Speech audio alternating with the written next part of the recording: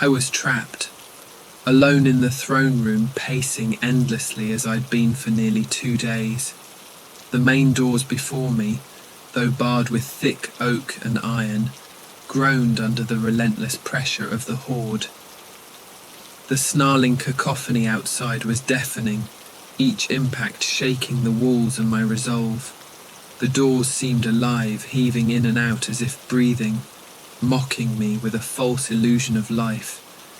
But I knew better. Only death waited beyond. My anxiety clawed at me, an invisible hand tightening around my throat with every passing second. My heartbeat thundered like a war drum in my ears, an ominous countdown to my doom. I scanned the room for the 100th time, desperate for an escape. My eyes lingered on the granite griffin statues perched on polished marble pillars, lining the red carpet that led to the jewel-encrusted throne. How I wished those majestic beasts could spring to life, to saw me out of this nightmare or defend me against the horrors to come. But even then I knew the truth. If they stirred, they would likely devour me before the undead could. The throne room, once a symbol of regality and power, now felt like a gilded tomb. Banners of crimson velvet, emblazoned with golden griffins, hung limp against the towering walls. Massive stone columns loomed like silent sentinels, offering no comfort or hope. 2 service doors, hastily barricaded with overturned tables and chairs, reverberated with scratching and groans. Time was slipping through my fingers. Soon the doors would give way, and the throne room would be engulfed by the ravenous dead, eager to tear my flesh and devour my soul. I staggered, weak from hunger and exhaustion. My powers, once formidable, were now a faint ember. As the weight of inevitability pressed down, I began to accept my fate. I deserved this, I thought. It was my hubris and misplaced loyalty that brought this nightmare to life. The memories clawed at me, dragging me back to the beginning, when Vorlos, my friend and mentor, asked for my help. A bond of trust had blinded me to the abyss we were about to unleash. Vorlos had been consumed by vengeance, his obsession to punish the king for mocking his request to wed Princess Eshtel. His love for her, real or otherwise, was twisted into something monstrous. I should have stopped him, but I didn't. Together we delved into forbidden tomes, dabbling in necromantic arts far beyond our comprehension. What we thought would be a curse of eternal torment for the king became something far worse, a plague that devoured the living and turned them into slavering horrors. The night of the king's demise replayed in my mind like a grotesque tableau. During the great harvest feast, Vorlos had slipped the cursed elixir into the king's goblet while all eyes were fixed on the monarch's toast. By the end of the evening, the king slumped forward, lifeless, his face frozen in an expression of mild surprise. Vorlos had assured me that the curse would bind the king's spirit in perpetual anguish, a fitting punishment for his arrogance, but Vorlos had lied. Whether through ignorance or malice, he had concealed the true nature of the curse. The funeral was swift as Vorlos had intended. Citizens packed the palace, mourning a beloved ruler. Vorlos hurried the proceedings, eager to seal the king's body within the royal crypt. But Eshtel, inconsolable, refused to leave her father's side. Her wails echoed through the hall, a lamentation that would soon become a scream of terror. It began with a twitch. Eshtel claimed her father moved, but the crowd dismissed it as grief-stricken delusion. Then the king sat up, his flesh pallid and his eyes black voids that seemed to drink in the light. Gasps turned to screams as he lunged at Eshtel, sinking his teeth into her throat. Blood sprayed in an arc, staining the silken funeral drapery. Vorlos's incantation died on his lips as the undead king turned on him, rending his face with talons sharper than any blade. The horror spread like wildfire. Eshtel, newly risen, tore into the nearest nobleman, her beauty corrupted by the insatiable hunger that now consumed her. Panic engulfed the hall as the dead rose to join the massacre. I tried to hold my ground, conjuring flames to stem the tide, but the horde was relentless. For every creature I incinerated, 2 more took its place. The living were quickly overwhelmed, their screams swallowed by the snarls and growls of the undead. I fled, navigating the labyrinthine corridors of the palace with the desperation of a cornered animal. Secret passages, once known only to the elite, became my lifeline. Yet, no matter how far I ran or how many I burned, the dead pursued. Their grotesque forms, some charred and others mutilated, haunted every shadow. My goal was the armory, where a secret escape route offered a slim chance of survival. But the path was blocked, forcing me toward the throne room. As I slammed the doors shut behind me, I realized I was alone, the last living soul in a palace overrun by death. The doors buckled under the weight of the horde. Splinters flew as the iron bar groaned, then snapped. The undead poured in, a tide of mangled bodies crawling over one another. I summoned a ring of green eldritch fire, encircling myself in a desperate bid to hold them at bay. The flames consumed the front ranks, reducing them to ash, but the rest surged forward, undeterred. They came from all sides, breaking through the service doors and flooding the room. The stench of burning flesh choked me as I shrank the circle of fire, concentrating its intensity. The dead climbed over their smouldering kin, their blackened faces leering with unnatural hunger. One by one they breached the barrier, their scorched forms collapsing into the inferno only to rise again. I fought until my strength waned, my magic flickering like a dying candle. When the flames finally extinguished, I was buried beneath a mound of burning corpses. Their weight crushed the air from my lungs, their claws tearing at my flesh.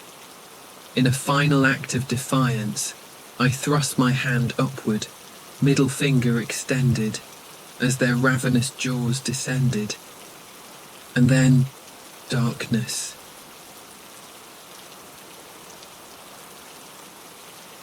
Hours before the birds began their song, a baker whistled to himself as he unlocked the front door of his shop. The air was crisp and cool, but only because it was so early. These days one could reasonably expect the temperatures to soar to the upper 70s in January. It was weird, the baker admitted, but he was never a fan of shoveling snow anyway. Today he shoveled flour into massive mixing bowls. First he would start the bread, then he would mix up some scones. They were his specialty, and he offered a broad assortment of flavours for clamouring customers.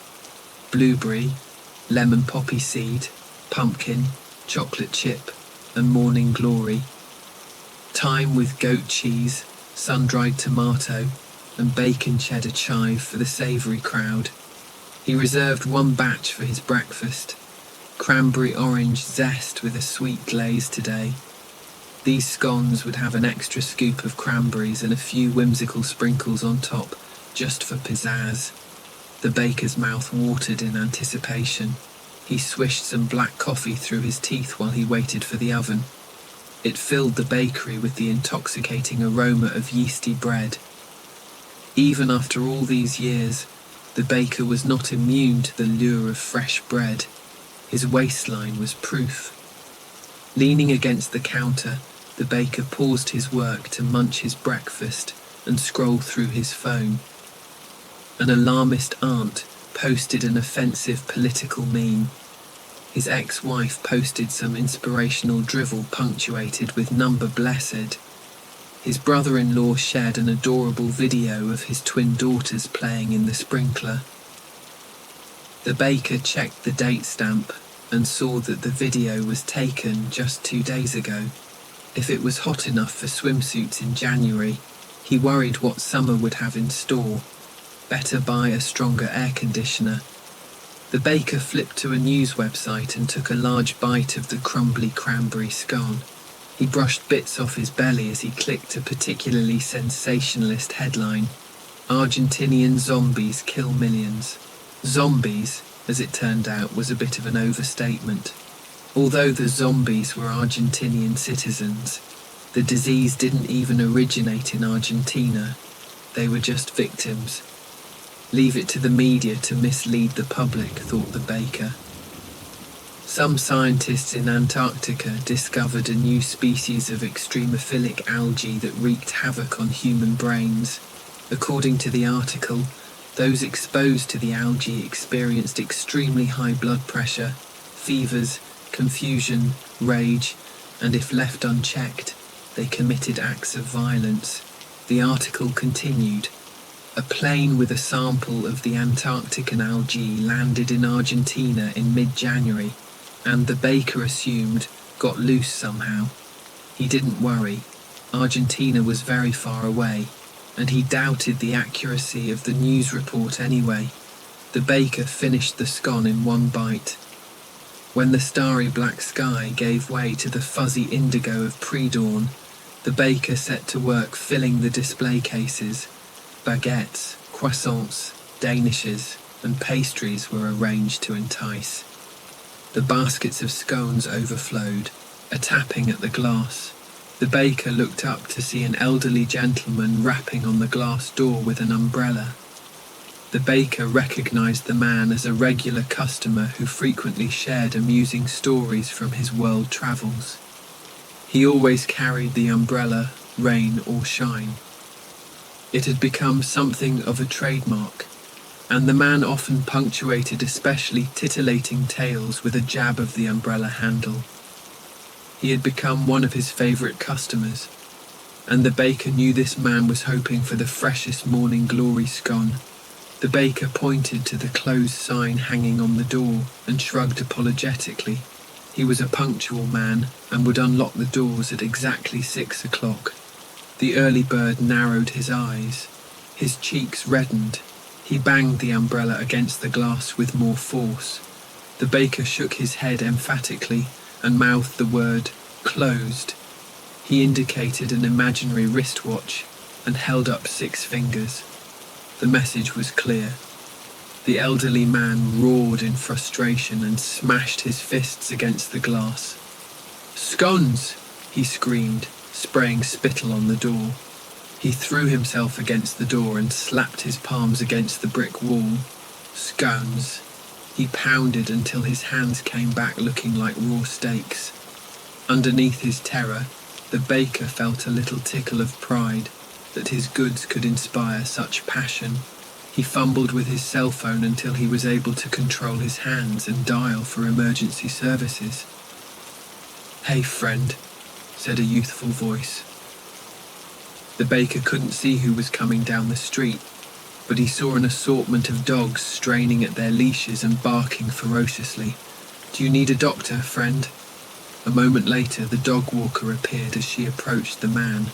She was athletic, but small of stature, and wore a purple NYU hoodie. Her face was calm and kind, but she shortened the dog's leashes. The elderly man turned his dilated eyes towards the student.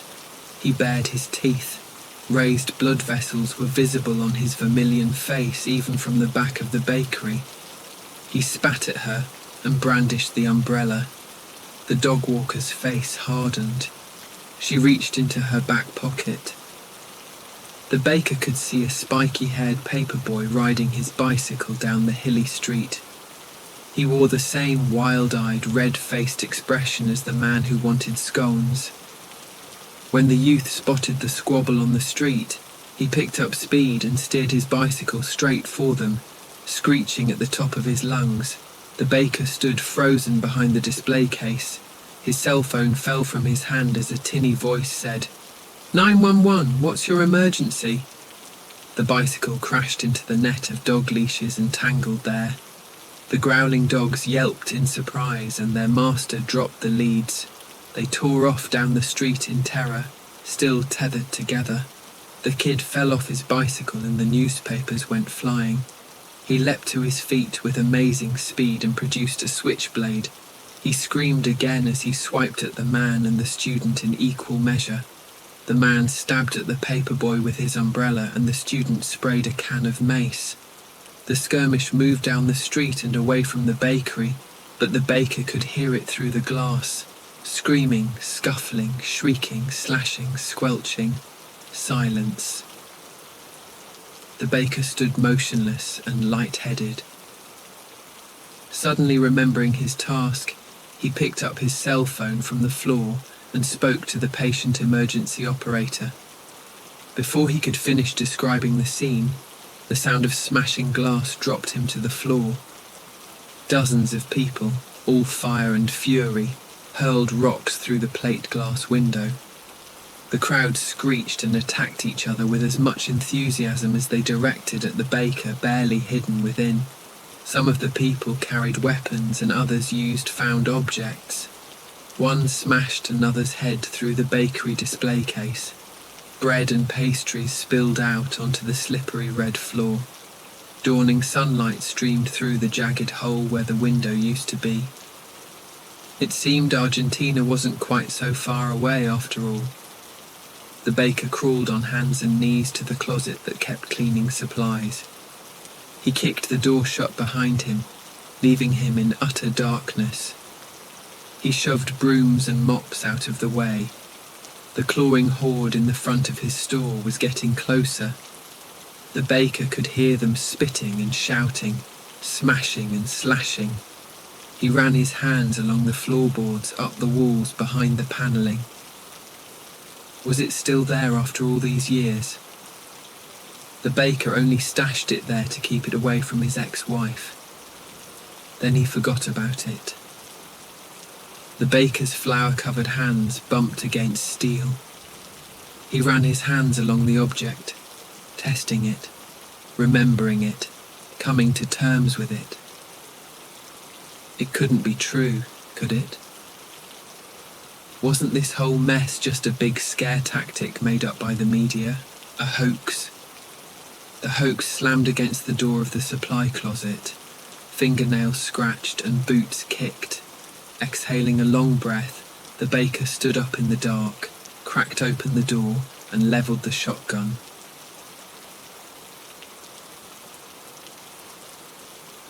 There are some places in this world where it would be forgivable to believe you may have stepped through a rift in time, where it can seem that the passage of decades goes by pleasantly unobserved by the denizens that occupy them, while also being small enough to remain unnoticed by the areas surrounding them. Other places seem to exude an almost otherworldly energy, whether it is overwhelmingly positive or unshakably negative. Depends entirely on who you ask, of course. Over the past few years, I'd spent much of my time enjoying the many offerings found in the bustling cities up north. However, life in the city eventually grew unfulfilling, and I began to romanticize about the quieter, picturesque landscapes of the south. I daydream about finding a place not so far removed from nature, a place where the spirit of nature could still thrive. I had no earthly idea what I was in for. I had been thumbing it for a while, and with the help of several friendly truckers and a cantankerous old melon farmer named Dave in his little pickup truck, I'd managed to finish descending from the mountainous reaches of Virginia and made my way into the rolling foothills of eastern North Carolina. The air was humid but fresh, and made the cool breeze that swept through my hair that much more invigorating. I had never seen such massive stretches of tobacco before in my life, nor a more eclectic collection of automobiles of seemingly every era passing by, some of which still looked as though they'd just rolled off of the lot. Cruising down the curves of the bleached pavement of Highway 87 in the back of that pickup, I found myself enthralled by a pair of small wooden structures that were in a nearby field. They were clearly holdouts from the past century, their history having been etched across their weathered brown boards, which appeared to be trapped in an eternal mid-collapse atop one another, and the nearby congregation of rusted-out farm equipment surrounding the husk of a Model T that now only served as ornamentation in the vacant field. They were all reminders of the days long since past. Dave pulled the red Silverado off to the side of the road and wrenched the truck's gear into park with an audible whine. I waved away the plume of red dirt lingering in the air and climbed over the tailgate of the truck to the ground below. I looked up ahead and saw that Dave had parked us close to the outskirts of a quaint little town. It didn't really look like much from where I was standing, but it was better than nothing. I walked up to the driver's side window of the cab as Dave forced down the window with a series of effortful cranks before poking his old head out, nearly knocking off his worn camouflage ball cap in the process. His sky-blue eyes were bright and wide, as well as a little mischievous when combined with his toothy grin. "Well, I guess this is where we part ways, hombre. I've got to go pick up the old lady some new seeds from the store before she has a conniption," Dave said, as he rolled his eyes dramatically. His Appalachian accent added extra emphasis to his words. "All right, thanks again for the lift. I appreciate it," I said. "Think nothing of it, just be careful out here. Some of the townsfolks are kind of, you know," Dave said. He circled a finger around his temple and whistled sharply. "I'll do my best. As long as they have a hotel here, I should be A-OK. The only one that I'm certain is still open is the old Delilah Inn. Just keep a watch out for anything weird there, okay?" Dave said. I was slightly taken aback by Dave's blunt nature and raised an eyebrow in curiosity. "What do you mean?" I asked. I was the local telephone man around these parts back in '72, before I was able to get the hell away from here. I was working on a job at the hotel, simple stuff, just running some line throughout the place, but I caught sight of a whole heap of black cords running up into the walls of the rooms. I followed them back, and they were all hooked up to these stacks of tape decks in a weird basement. "Are you serious?" I asked. "As a heart attack. I never found cameras though. I got out of there and reported it to my supervisor as soon as I finished my work. He claimed he took care of it. It didn't look that way to me though, no sir. He probably buried it, the little bastard. Either way, I never took an assignment in that town again, and I certainly never took the wife or young'uns anywhere near the place.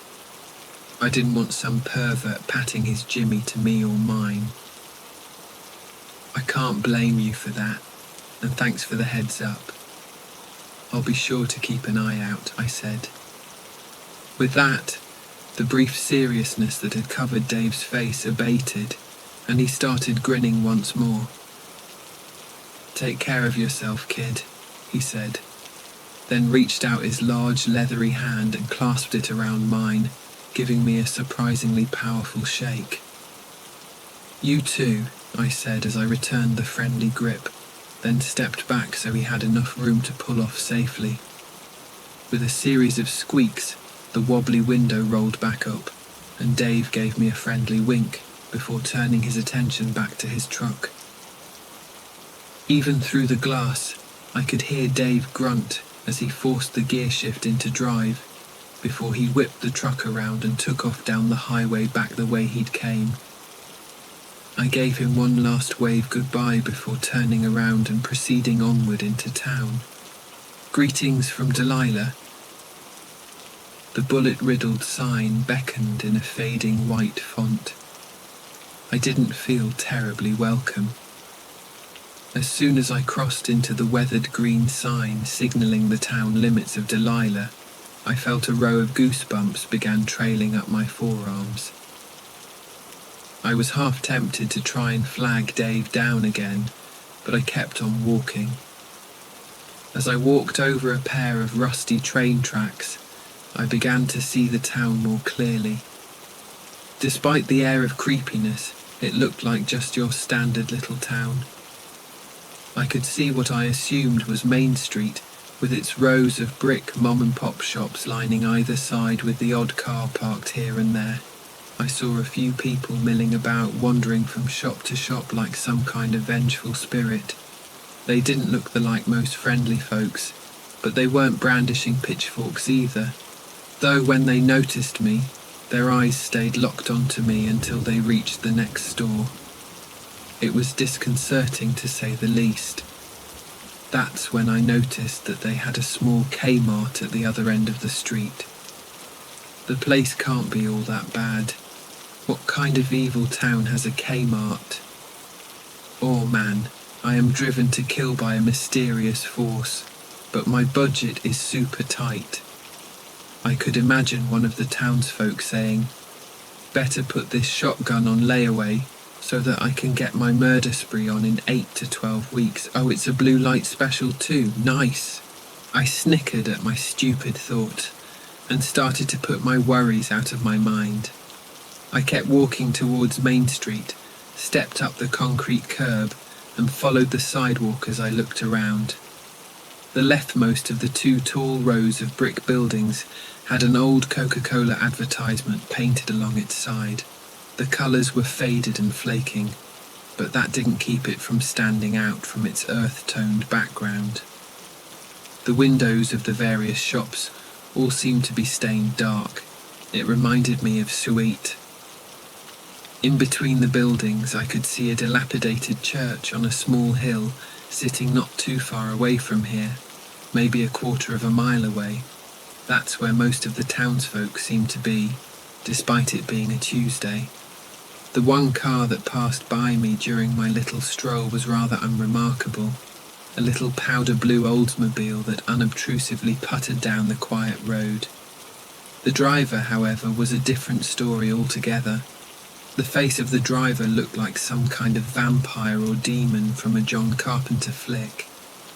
It was an older woman, with a swath of greyish-black hair put up into a messy bun on top of her head. She had sharp, angular features and long jag,